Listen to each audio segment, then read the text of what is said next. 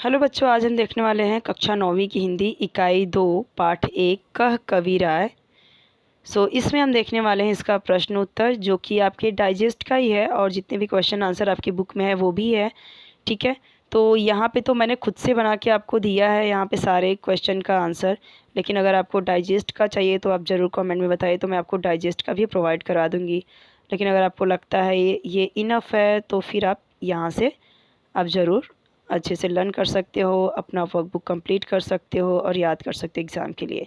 चलिए देखते हैं पहला क्वेश्चन। सूचना के अनुसार कृतियाँ कीजिए। तो देखो, सयानों के काम क्या क्या होने चाहिए। देखो इस तरीके से 4 है, तो 4 ऑप्शन यहाँ पे है। ओके, नेक्स्ट देखते हैं। देखो, सर्वस्व जो कठिन शब्द हैं वो भी मैं बताते चलती हूँ। सर्वस्व मतलब सब कुछ, अर्पण यानी अर्पण कर देना, सब कुछ अपना दे देना, अर्पित कर देना। और नाव में पानी बढ़ने पर दोनों हाथ से उठाकर बाहर फेंकना। मैंने बहुत ही अच्छे से डिटेल में समझाया है इस कविता को। ठीक है, तो वो वीडियो ज़रूर देख लेना आप, अगर नहीं देखा होगा आपने तो। ओके, तो यहाँ पे देखिए, उत्तर लिखिए। अपना शीश इसके लिए आगे करने पर इसकी प्राप्ति होगी। अपना शीश दूसरों की भलाई के लिए यानी परोपकार के लिए आगे करने पर मोक्ष की प्राप्ति होगी। बड़ों के द्वारा दी गई सीख व्यक्ति को सत्य के मार्ग पर चलते समय अपनी प्रतिष्ठा बनाए रखनी चाहिए, ये बड़ों का कहना है। हाथ शब्द पर प्रयुक्त कोई एक मुहावरा लिखकर उसका वाक्य में प्रयोग कीजिए। हाथ, इस पे तो बहुत सारे हैं। हाथ कंगन को आरसी क्या, पढ़े लिखे को फारसी क्या। और इसका आपको वाक्य में प्रयोग करना है तो आप कर सकते हो इसका। और भी है, हाथ बटाना। ठीक है, और जैसे कि हाथ से तो बहुत सारे हैं, तो जैसे मुझे याद आएगा मैं आपको बताऊंगी। आगे बढ़ते हैं। पहले, खुशियाँ बाँटने से बढ़ती है, इस पंक्ति का भावार्थ स्पष्ट कीजिए। तो ये तो सही बात है, खुशियाँ बाँटने से ही बढ़ती है। अब इसका हम भावार्थ देखते हैं, मीनिंग। यहाँ पे देखिए, ये पूरा यहाँ से यहाँ तक आप लिख सकते हो। यहाँ पे कोई कठिन शब्द, प्रफुल्लित यानी मन प्रसन्न एवं प्रफुल्लित यानी आनंद से भर जाएगा। ठीक है, बहुत ही खुश। और यहाँ पे परम सुख यानी बहुत ज़्यादा सुख, अत्यंत सुख। आगे देखते हैं। कल्पना पल्लवन, गुण के गाहक सहसनर, इस विषय पर अपने विचार स्पष्ट कीजिए। तो इसका मतलब ही क्या है? गुण के गाहक सहसनर, मैंने आपको बताया था इस कविता में जब मैंने एक्सप्लेन किया है कि गुणी व्यक्तियों के जो गुण के गाहक सहसनर, जो गुण के ग्राहक हैं, गुणी व्यक्ति जो होते हैं उनके सहस यानी सैकड़ों, मतलब कि सैकड़ों नर उनके गुणगान करते हैं। ठीक है, तो देखो, गुणी व्यक्ति की सर्वत्र पूजा होती है। ठीक ही कहा, सर्वत्र यानी सब जगह। ठीक ही कहा गया है, विद्वान सर्वत्र पूज्यते। गुणी व्यक्ति को हमेशा सम्मान मिलता है और हजारों व्यक्ति उसकी चर्चा करते हैं। और यहाँ पे सहस्र का मतलब होता है सहस्त्र, सहस्त्र, और सहस्त्र का मतलब होता है हजार। ठीक है, तो इसलिए बुलाया गया है गुण के ग्राहक सहस्त्र। गुणहीन यानी जिसके पास कोई गुण ना हो। मार्गदर्शन यानी गाइड करना या गाइडेंस। व्यक्तित्व यानी पर्सनालिटी। निखार यानी चमक। ठीक है, और प्रेरणा यानी इंस्पिरेशन। तो अतः गुणी व्यक्ति के सहस्र ग्राहक होते हैं। ग्राहक यानी कस्टमर, यानी कि उससे पूछने वाले लोग, उससे बातचीत करने वाले लोग, उसके दोस्त। तो सहस्र गुण के ग्राहक सहस्र यानी इसका मतलब यहाँ पे है गुणी व्यक्ति के हजारों ग्राहक होते हैं, मतलब उसके दोस्त यार बहुत होते हैं। पाठ के आंगन में अब यहाँ पे देखो सूचना के अनुसार कृतियाँ पूर्ण कीजिए। कौवा और कोकिला में समानता तथा अंतर बताना है आपको। अब यहाँ पे देखिए, कौवा में समानता, अंतर कवि की दृष्टि से, कोकिल में, और यहाँ पे लिखना है। तो कैसे लिखना है, यहाँ पे देखो, ये रहा। कौवा का भी रंग काला, कोकिल का भी। कौवे की वाणी जो है वो कर्कश यानी कठोर, हार्श कह सकते हैं। और कोकिल की वाणी कैसी, मधुर यानी मीठी होती है। कवि की दृष्टि से कौवा गुणहीन होता है। गुणहीन यानी उसके अंदर कोई गुण नहीं होता, कोई क्वालिटी नहीं होती। लेकिन ये कोकिल कैसी है, गुणी होती है। उसकी आवाज़ इतनी मधुर और सुंदर होती है कि सबका मन मोह लेती है। कवि की दृष्टि से मित्र की परिभाषा, तो मित्र की परिभाषा क्या है? तो कवि की दृष्टि से मित्र की परिभाषा ये पूरा है निस्वार्थ, यानी जो कह सकते हैं सेल्फलेसनेस से जो काम करे वो सच्चा मित्र होता है। बिना सोचे काम करने के परिणाम 4 हैं, तो चारों आपको बताने हैं, यहाँ पे है। मैं यहाँ पे आपको ऐसे करके बताई हूँ, मतलब खुद से किया है मैंने एक सबका आंसर, लेकिन अगर आपको डाइजेस्ट का चाहिए तो आप डाइजेस्ट आप मुझे कमेंट करना, तो मैं आपको डाइजेस्ट का भी प्रोवाइड कर दूँगी।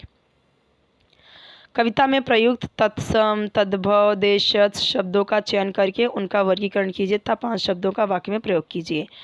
तत्सम तद्भव क्या होता है? तत्सम यानी जो संस्कृत शब्द होते हैं, और तद्भव यानी जो संस्कृत से बने हुए हैं हिंदी शब्द। तो देखो जैसे तत्सम शब्द क्या होगा? नर, काग, कोकिल, चित्त, नाव। तद्भव क्या होगा? गांठ, काज, हंसी, हाथ, आगे, दिन। देशज क्या होगा? ठाकुर, उधार, झूठा। ओके। कवि के मतानुसार मनुष्य की विचारधारा निम्न मुद्दों के आधार पर स्पष्ट कीजिए।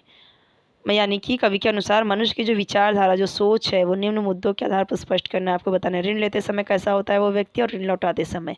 तो ये दोनों देखो लाइन, ये तो मैंने आपको पढ़ाया भी है। ऋण लेते समय इंसान कैसा होता है ये बताया गया है, और ऋण लौटाते समय कैसा होता है ये बताया गया है। पद्यांश पढ़कर दी गई सूचना के अनुसार कृतियाँ कीजिए। ये तो पहले भी बताया, यहाँ पे भी है। देखो यहाँ पे कोयल सबको अच्छी लगती है, और कौवे को सब अपवित्र मानते हैं। समझा कर लिखिए। समाज में प्रशंसा होती है इनकी गुणी व्यक्तियों की, क्योंकि इनके पास गुण होते हैं, वे अपने गुणों से सभी के साथ अच्छा व्यवहार करते हैं। जबकि समाज में प्रशंसा नहीं होती है इनकी, क्योंकि यहाँ पे दिया गया है गुण के गाहक, ये यहाँ से लेके यहाँ तक पूरा इस कुंडली का भावार्थ लिखना है, तो यहाँ पे लिख के दिया हुआ है मैंने, ठीक है। और इसे मैंने बहुत अच्छे से एक्सप्लेन किया भी है, तो ज़रूर वीडियो देखना अगर आपको ना समझे तो, ठीक है। समझ में आए ये भावार्थ तो अच्छी बात है, अगर ये आपको समझ में ना आए तो मेरा एक्सप्लेनेशन वाला वीडियो ज़रूर देख लेना, तो उसमें आपको समझ में आ जाएगा। इसलिए मैं यहाँ पे एक्सप्लेन नहीं कर रही हूँ, ठीक है। आप स्क्रीनशॉट ले सकते हो इसका, मैंने ये सारी चीज़ें एक बार एक्सप्लेन की हुई है, और यहाँ पे मैं आपको जस्ट आंसर बता रही हूँ सबका, तो वो देख लीजिए। बिना विचारे जो करे सो पाछे पछताए, इस पद्यांश का भावार्थ लिखिए। बहुत ही सिंपल, बहुत ही सही है, और ये तो आप अपने से भी लिख सकते हैं, लेकिन मैंने यहाँ पे अपने तरीके से लिखा है, तो आप देख लीजिए एक बार। यहाँ पे कोई कठिन शब्द तो नहीं दिख रहा मुझे, इसीलिए हम आगे बढ़ते हैं अभी। बीतिता ही बिसारी दे, जो बीत गया वो भूल जाओ। ये इस पद्यांश का भावार्थ अगर आपको लिखने के लिए आता है तो आप ऐसे लिख सकते हो, ठीक है। तो समृद्ध यानी प्रॉस्परस, सब कुछ रहे जिसके पास। और यहाँ पे चतुरता यानी चतुराई, मूर्खता यानी समझ ही सकते हैं बेवकूफ़ी, और तत्पर यानी रेडी रहना, तैयार होना। और वाल्मीकि एक महाकवि हैं जिन्होंने रामायण लिखा है। जीवन की सार्थकता यानी उपयोगिता। और यहाँ पे कुछ भी कठिन शब्द मुझे तो नहीं दिखाई दे रहा है। उज्ज्वल यानी ब्राइट, ठीक है, आने वाले उज्ज्वल भविष्य यानी ब्राइट फ्यूचर का स्वागत करने के लिए तत्पर हो जाना चतुरता है। अतः बीते हुए समय की अपेक्षा, तो समय की अपेक्षा बीते हुए समय के अलावा भविष्य को महत्व देना चाहिए इंसान को।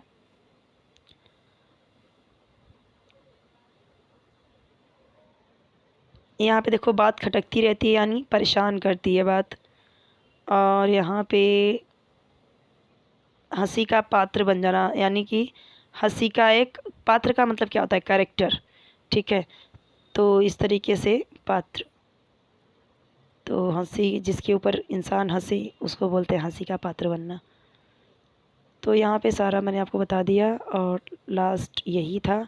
कोई डाउट रहे कमेंट पूछिए, चैनल सब्सक्राइब करना मत भूलिए, वीडियो को लाइक कर दीजिए, अपने फ्रेंड के साथ भी शेयर कर दीजिए। आपको मैंने बताया कि अगर आपको और भी मतलब आपको अगर डाइजेस्ट का ही आंसर चाहिए तो आप मुझे कमेंट में ज़रूर बताना, तो मैं डाइजेस्ट का ही प्रोवाइड कर दूँगी। बट अगर इतने क्वेश्चन आंसर से अगर अगर आपको सेटिस्फैक्शन है, आपको लगता है कि इनफ है डाइजेस्ट में, इतना ही है, या मैंने देखा नहीं अभी डाइजेस्ट में आपका आंसर कितना है कितना नहीं है, बट अगर आपको चाहिए तो मैं आपके लिए ज़रूर प्रोवाइड कर दूँगी। सब कमेंट सेक्शन में बता सकते हो। ओके, कोई और वीडियो चाहिए तो आप ज़रूर कमेंट में बताना।